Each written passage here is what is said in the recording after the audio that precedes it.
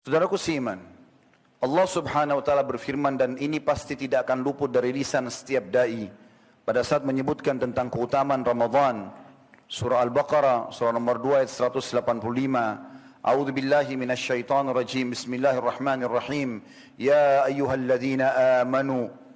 Hanya orang-orang beriman yang dipanggil. Hai orang-orang beriman. Kutiba alaikumus siyamu kama kutiba alal ladzina min qablikum. Telah dibuatkan untuk kalian program berpuasa dengan rangkaian ibadah-ibadah yang lainnya, sebagaimana telah dibuatkan untuk orang-orang sebelum kalian.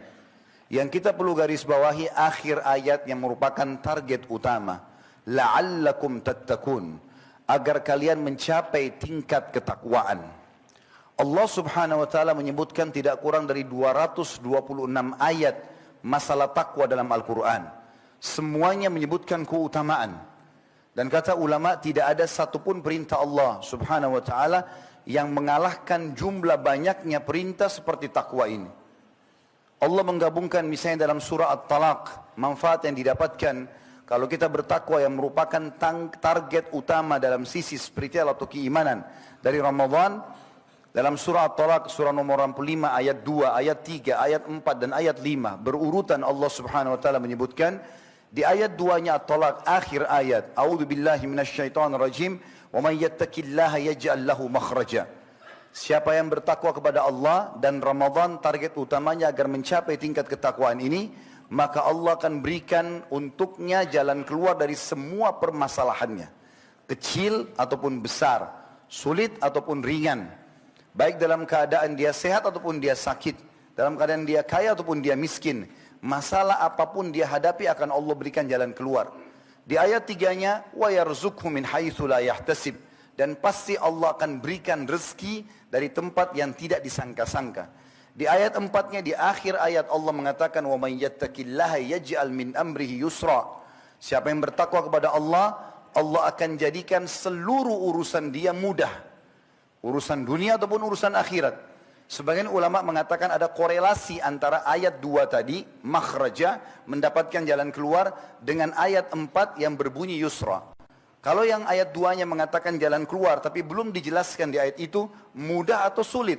Mungkin orang untuk sembuh penyakitnya harus operasi dulu. Mungkin memulai usaha harus pinjam uang dulu. Tetapi ayat 4 ini memastikan, kalau makhraja jalan keluar di ayat kedua, tidak butuh lagi susah payah. Allah akan mudahkan semuanya. Tanpa operasi bisa sembuh, tanpa modal pun bisa berusaha, dan seterusnya. Dan ayat yang terakhir, ayat kelima, di ayat surah At-Talaq ini, 4 ayat berturut-turut. Di ayat 5-nya, di akhir ayat, وَمَنْ يَتَّقِ اللَّهَ يُكَفِّرْ عَنْهُ سَيِّئَاتِهِ وَيُؤْذِمْ لَهُ أَجْرًا. Siapa yang bertakwa kepada Allah, Allah akan ampunkan atau maafkan semua kesalahannya, dan Allah akan lipat gandakan balasannya. Bahkan dalam surah Al-Imran, surah nomor 3, 133, Allah subhanahu wa ta'ala memastikan yang masuk surga hanya orang yang bertakwa saja. A'udzu billahi minasyaitonir rajim. Bismillahirrahmanirrahim. Wasari'u ila maghfiratin rabbikum wa jannatin arduhas samawati wal ard uiddat lil muttaqin. Bergegaslah kalian kepada pengampunan Tuhan kalian dan kejarlah surga yang luasnya seluas langit dan bumi, dan itu hanya dijanjikan bagi orang-orang yang bertakwa. Jadi sekian banyak manfaat ketakwaan itu akan kita dapatkan, dan itu menjadi target utama bulan Ramadan ini. Saudaraku seiman, untuk menjadi orang yang bertakwa sangat mudah. Apalagi di bulan Ramadan ini. Karena semua yang bersyahadat, mau di Asia Tenggara, mau di Eropa, mau di Afrika, mau di Amerika, mau di Australia, semuanya akan meningkatkan ketakwaan mereka. Kita kalau siang hari ke Amerika, ke Eropa, ke Timur Tengah, ke Asia Tenggara, ke Australia, maka kita akan temukan kaum muslimin berpuasa. Dan pada malam hari kita temukan mereka akan sholat tarawih. Kita akan temukan masjid akan ramai dengan orang membaca Al-Quran, zikir, majlis ilmu, penuh semua dengan kebaikan-kebaikan. Kira-kira saudaraku seiman, kalau Ramadan saja anda tidak menjadi baik, kira-kira kapan anda akan jadi orang baik? Kalau Ramadan saja tidak puasa, kapan anda akan puasa? Kalau Ramadan anda tidak sholat malam atau tarawih, maka kapan anda akan sholat? Kalau Ramadan tidak baca Quran, tidak bersedekah, tidak berzikir, tidak hadir majelis ilmu, lalu kapan akan kita lakukan? Sementara satu dunia ini, umat Islam tidak kurang dari 3 miliar jumlahnya. Kalau kita ambil misalnya 2 miliar orang-orang dewasa, 1 miliarnya anak-anak, 2 miliar saja berarti 2 miliar orang sedang melakukan perbuatan kebaikan. Oleh karena itu Ramadan adalah lembaga training massal untuk peningkatan spiritual ini. Sampai kata Nabi SAW, ragama anfumri'in, sungguh terhina seseorang itu. Siapa yang mendengarkan aku diucapkan di sisinya, Nabi Muhammad SAW, kemudian dia tidak mengucapkan salam kepadaku. Juga terhina seseorang yang mendapatkan Ramadan, kemudian Ramadan itu pergi, kemudian atau sampai dia belum diampuni dosanya. Dan juga terhina orang yang mendapatkan kedua orang tuanya, dan akhirnya kedua orang tuanya meninggal, tapi tidak sempat memasukkannya ke dalam surga.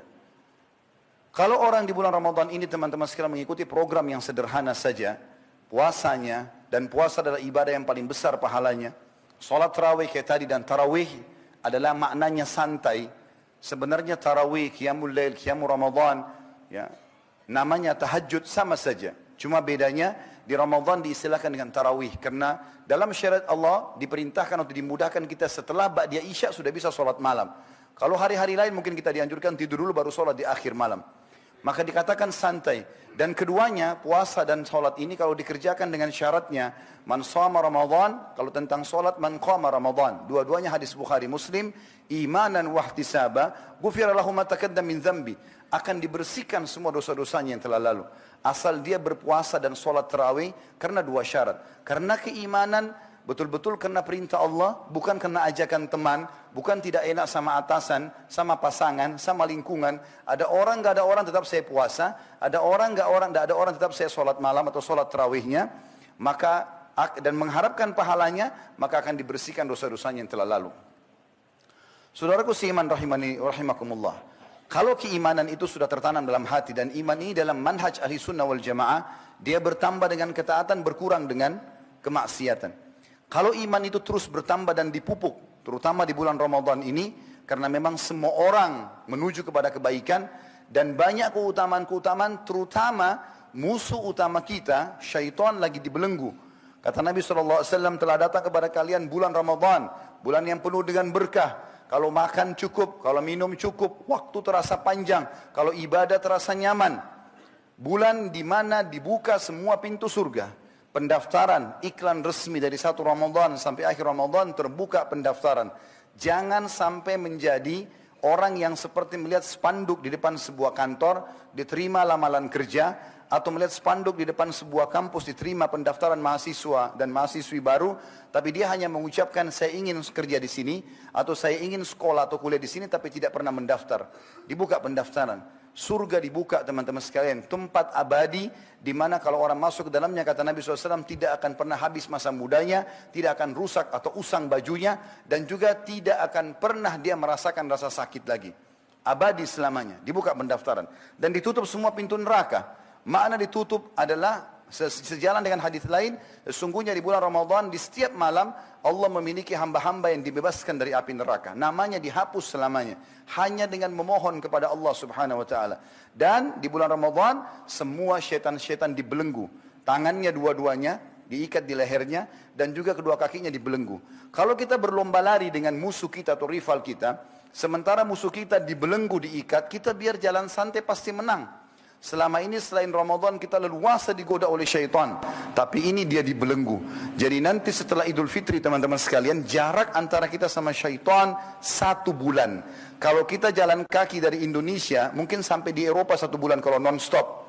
Jarak kita dengan syaitan jauh. Setelah Idul Fitri, manfaat-manfaat ritual yang sudah kita lakukan dari puasa, dari baca Quran, dari zikir, dari majelis ilmu, dari sholat tarawih, diterapkan kembali seperti mobil tinggal diinjak gasnya.